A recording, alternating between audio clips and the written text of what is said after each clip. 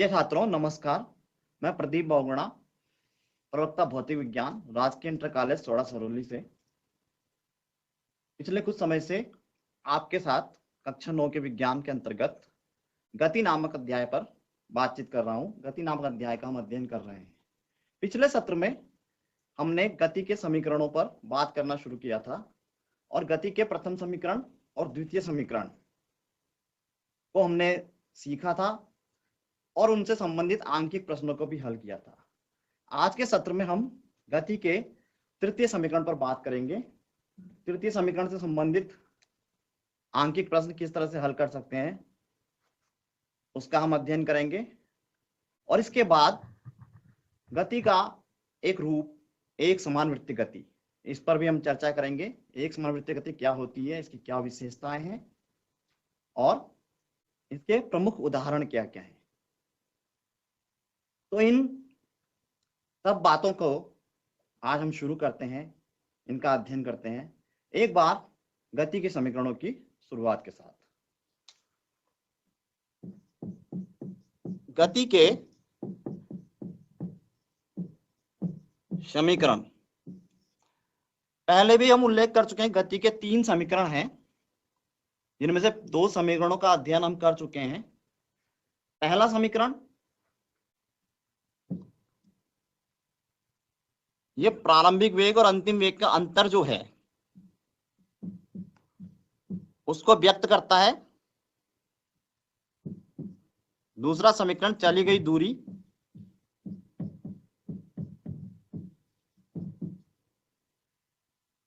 को व्यक्त करता है।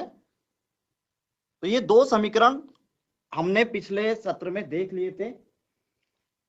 यहां पर आप देख रहे होंगे पहला समीकरण v minus U is equal to AT और s is equal to UT plus half AT square.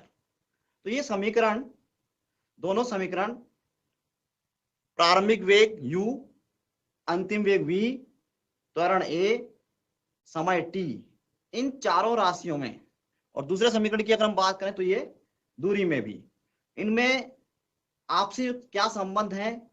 एक राशि का मान अज्ञात होने पर हमें अन्य राशियों की सहायता से हम कैसे ज्ञात कर सकते हैं, इस सब को जानने में हमारी मदद करता है।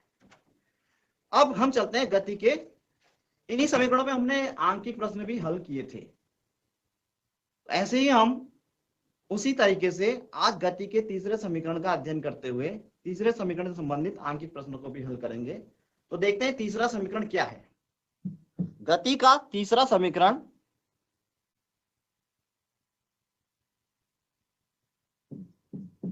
v square minus U square is equal to 2as, या इसे, क्योंकि ये समीकरण है तो बायां पक्ष और दायां पक्ष दोनों को इधर उधर भी हम लिख सकते हैं।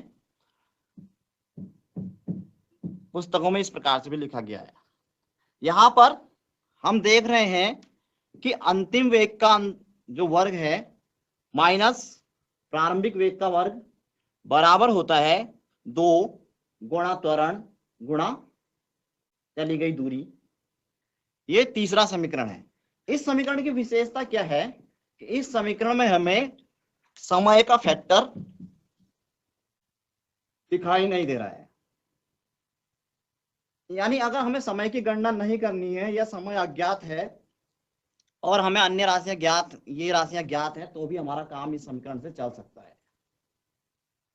तो तीसरा समीकरण प्रारंभिक वेग और अंतिम वेग के वर्गों के अंतर को व्यक्त करता है। और किसके रूप में व्यक्त करता है? त्वरण और विस्थापन के गुणनफल के 2 गुने के बराबर। इस पर कुछ आंकिक प्रश्न इस प्रकार के आते हैं, या इस समीकरण का हम उन आंकिक प्रश्नों में प्रयोग कर सकते हैं जिन प्रश्नों में या तो समय अज्ञात है, समय की हमें आवश्यकता नहीं है ज्ञात करने की, हमें समय न तो पता है और न ही हम उसको ज्ञात करना चाहते हैं। तो अगर हमें समय का प्रयोग नहीं करना है तो सबसे ज्यादा सुविधाजनक गति के आंकिक प्रश्नों में इस समीकरण का उपयोग करना रहता है। यह समीकरण हमारी मदद करता है अगर हमें समय का प्रयोग उसमें नहीं करना है, क्योंकि हम देख रहे हैं कि इस समीकरण में टी का कोई पद नहीं आया है। टी मीन्स टाइम, यानी समय। तो किस प्रकार के आंकिक प्रश्न हम इसके आधार पर कर सकते हैं? एक प्रश्न के माध्यम से मैं स्पष्ट करना चाहूंगा, इसको हम करके देखते हैं कि मान लिया हम कहते हैं कि कोई वस्तु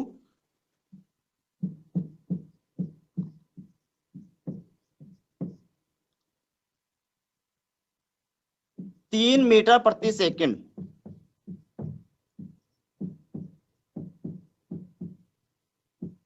के प्रारंभिक वेग से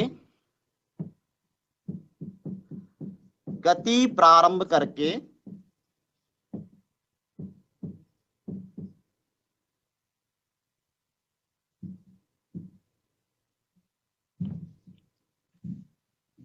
दो मीटर प्रति सेकंड स्क्वायर के त्वरण के अंतर्गत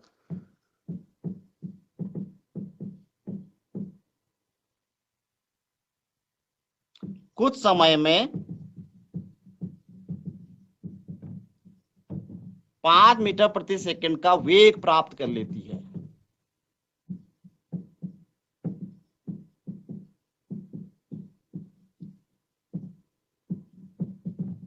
वस्तु का विस्थापन ज्ञात कीजिए। अगर हम इस प्रश्न पर विचार करें तो यहां हमें ज्ञात तो विस्थापन करना है, यानी s। तो हमारे मन में एक सवाल उठ सकता है कि यदि हमें s की गणना करनी है तो हम गति का दूसरे समीकरण s बराबर ut plus half at square का भी प्रयोग कर सकते हैं। क्या कर सकते हैं? करेंगे तो उसके लिए हमें t की आवश्यकता होगी, यानी समय की आवश्यकता होगी। और हम यहाँ पे देख रहे हैं कि पूरे प्रश्न में हमें जो राशियां दी गई हैं वो प्रारंभिक वेग दिया गया है यानी u दिया गया है, त्वरण दिया गया है यानी a दिया गया है, अंतिम वेग दिया गया यानी v दिया गया है, और s जो है निकालना है। यानी t हमें यहाँ पर ना तो दिया गया है और ना ही हमें t को निकालने की आवश्यकता है। तो जैसा कि मैंने अभी पाठ की शुरुआत में भी कहा था, इस सत्र की शुरुआत में, कि यदि ऐसे ही स्थिति हमारे पास होती है आंकिक प्रश्नों की, तो सबसे ज्यादा सुविधाजनक होता है तीसरे समीकरण का यानी गति के तृतीय समीकरण का प्रयोग करना। तो हम इस प्रश्न का हल तीसरे समीकरण को प्रयोग करते हुए निकाल सकते हैं। कि यहाँ पे हम नोट कर लें सबसे पहले कि हमें कौन कौन सी चीजें दी गई हैं। तो हमें देखिए दिया है u प्रारंभिक वेग 3 मीटर प्रति सेकंड, त्वरण 2 मीटर प्रति सेकंड स्क्वायर, अंतिम वेग v 5 मीटर प्रति सेकंड, और निकालना है विस्थापन s। ये जितने भी आंकड़े हैं या जितने भी तथ्य हैं ये हमें इस प्रश्न में दिए गए हैं और s हमें ज्ञात करना है।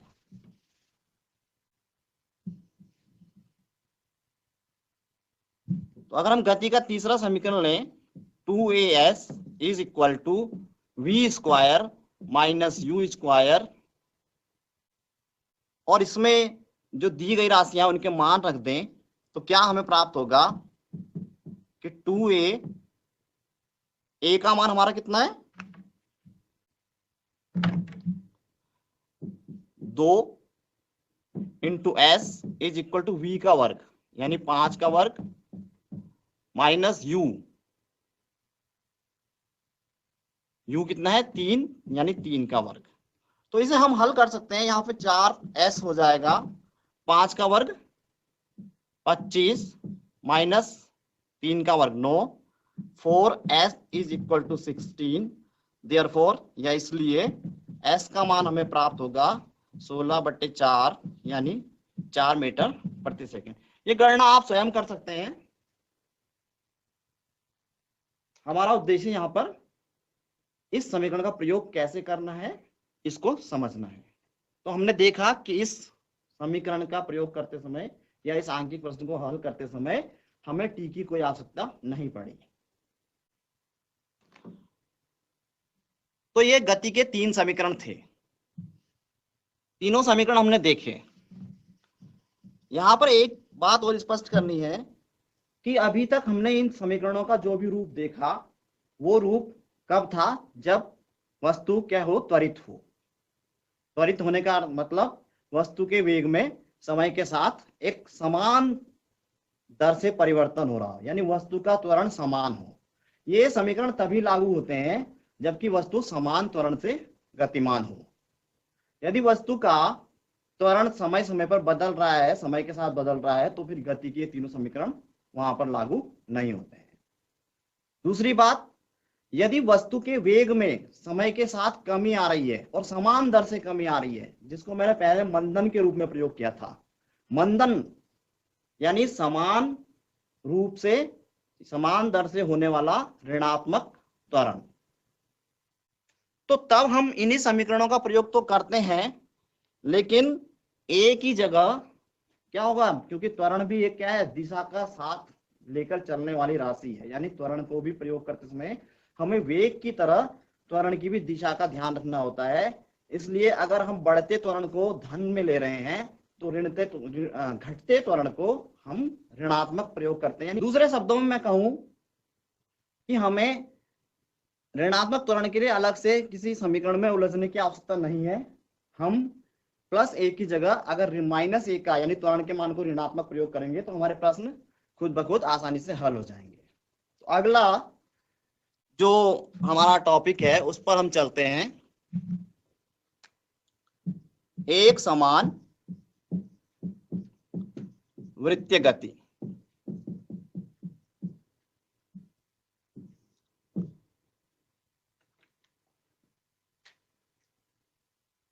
एक समान वृत्तीय गति क्या है?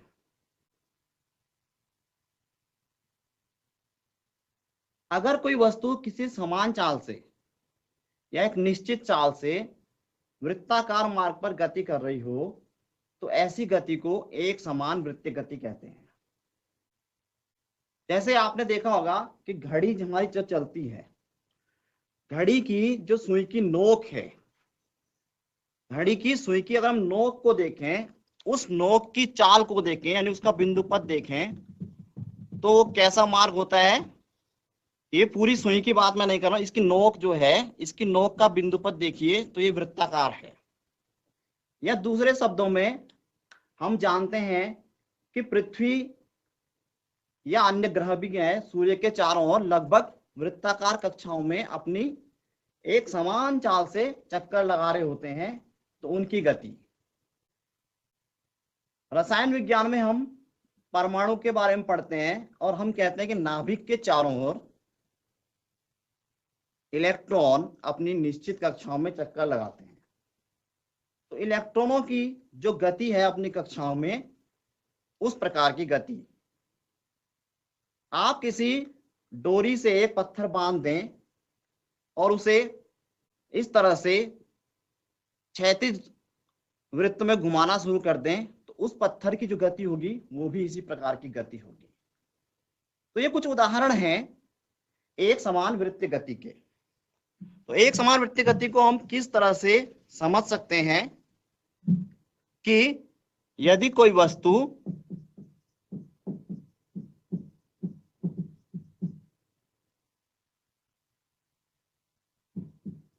एक समान चाल से वृत्ताकार मार्ग पर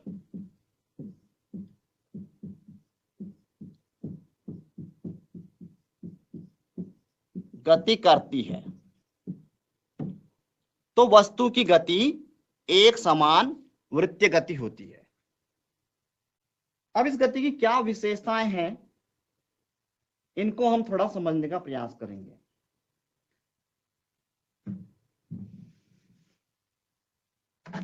यहां मैं एक वस्तु का मार्ग ले रहा हूं, जो कि परिभाषा से स्पष्ट है कि मार्ग कैसा है, वृत्ताकार मार्ग है। और इस वृत्ताकार मार्ग पर कोई वस्तु एक समान चाल से चक्कर लगा रही है। इसका मतलब है कि गति के दौरान, पूरे चक्कर के दौरान वस्तु की चाल में कोई परिवर्तन नहीं हो रहा है। यानी जो v है, v का जो आंकिक मान है यानी परिमाण है वो पूरे चक्कर के दौरान नियत है। लेकिन यहां पर हो क्या रहा है देखिए कि चूंकि वस्तु की गति की दिशा निरंतर बदल रही है, गति की दिशा बदलने से किस राशि में परिवर्तन आ रहा होगा, क्या इस पर हम विचार कर सकते हैं? गति की दिशा बदलने से चाल के साथ अगर दिशा भी बदलती है, जब हम चाल के साथ दिशा को भी ध्यान में रखते हैं तो पिछले सत्रों में हमने स्पष्ट रूप से देखा था कि जो भौतिक राशि हम प्रयोग करते हैं वो वेग है। वेग माने चाल प्लस दिशा, यानी परिमाण और दिशा दोनों उसमें आ जाती हैं। तो दिशा को ध्यान में रखने वाली राशि एक वेग है जो दिशा के साथ साथ चलती है। तो यहाँ पर वेग जो होगा वो असमान होगा, यानी वेग बदल रहा होगा इसका।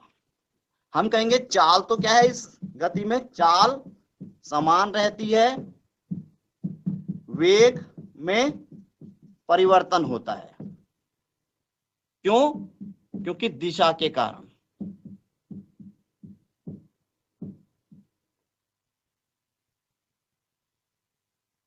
उदाहरण दूं कि अगर 10 मीटर प्रति सेकंड के चाल से वस्तु वृत्ताकार मार्ग पर चक्कर लगा रही है तो उसकी चाल पूरे यात्रा के दौरान या पूरे चक्कर के दौरान यानी प्रत्येक बिंदु पर वृत्ताकार मार्ग के किसी भी बिंदु पर उसकी चाल 10 मीटर प्रति सेकंड ही होगी। लेकिन अगर हम इस बिंदु पर देखें तो वेग की दिशा ये है, हमेशा वेग की दिशा उस बिंदु पर खींची गई स्पर्श रेखा के अनुदिश होती है। इसका पता कैसे करेंगे, कैसे सिद्ध करेंगे कि स्पर्श रेखा के अनुदिश ही होती है?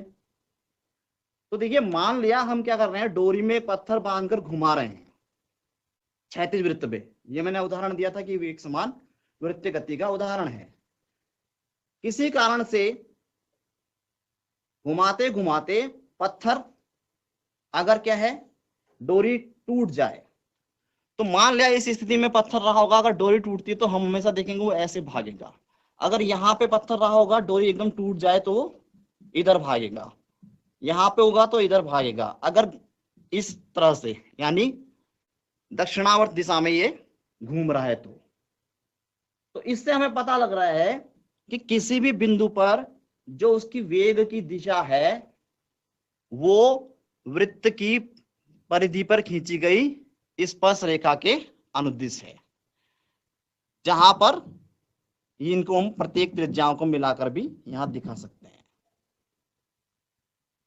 तो इस वेग का परिमाण तो नहीं बदल रहा है, यहां पर भी 10 मीटर प्रति सेकंड ही होगा,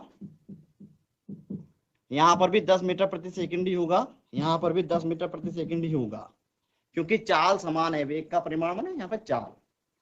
तो वेग का परिमाण नहीं बदल रहा है लेकिन दिशा बदल रही है, इसलिए हम क्या कह सकते हैं कि यहाँ पे दिशा जो है इस बिंदु पे उसके बिल्कुल विपरीत हो गई। यानी यहाँ अगर वेग 10 है तो यहाँ पर हमें ऋण 10 लेना होगा,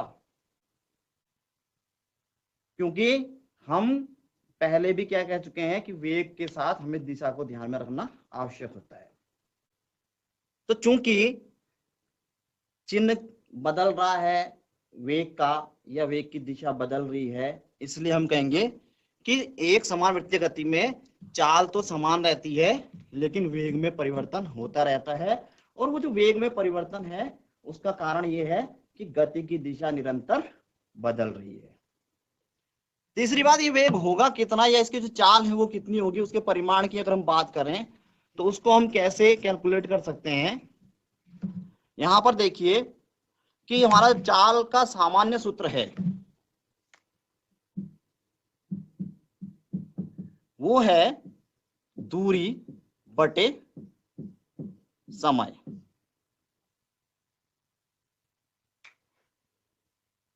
चाल बराबर दूरी बटे समय। अब ये एक पूरे चक्कर के लिए अगर हम बात करें, पूरे चक्कर में कितनी दूरी ये तय कर लेता है, एक समान वृत्तीय गति करने वाला पिंड, और उसे पूरे चक्कर में कितना समय इसके लिए खर्च करना पड़ता है। अगर हम इसके अनुपात को निकाल दें तो हमारा ये चाल का कॉन्सेप्ट इसका निकल जाएगा कि इसमें चाल के लिए सामान्य सूत्र क्या होता है एक समान वृत्तीय गति में। तो देखिए अगर हम पूरे चक्कर की बात करें तो पूरे चक्कर में जो तय दूरी होगी वो कितनी होगी,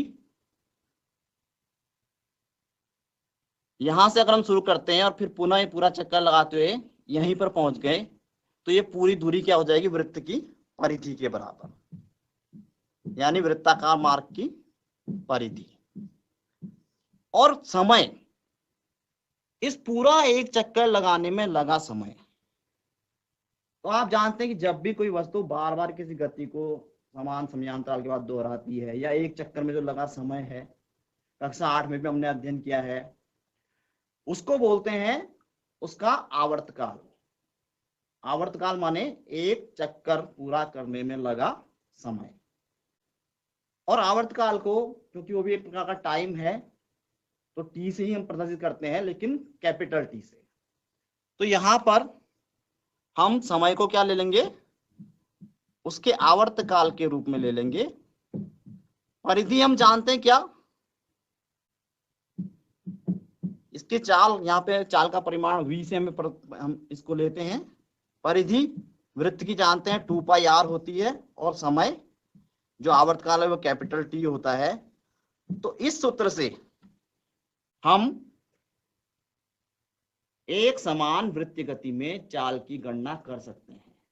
v is equal to 2 pi r upon T, जहां r क्या है, r है वस्तु के वृत्ताकार मार्ग की त्रिज्या, यानी जिस वृत्ताकार मार्ग पर वस्तु चक्कर लगा रही है उस वृत्ताकार मार्ग की त्रिज्या क्या है।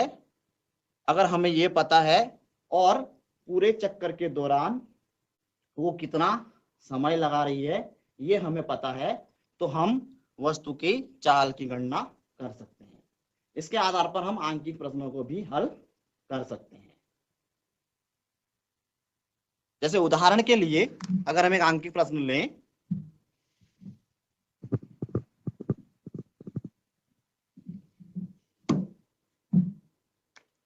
कि 14 मीटर त्रिज्या के वृत्ताकार मार्ग पर कोई पिंड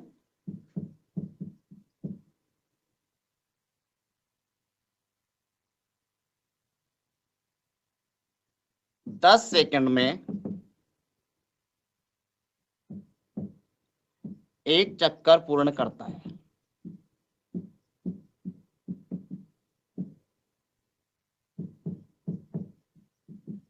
पिंड की चाल क्या होगी।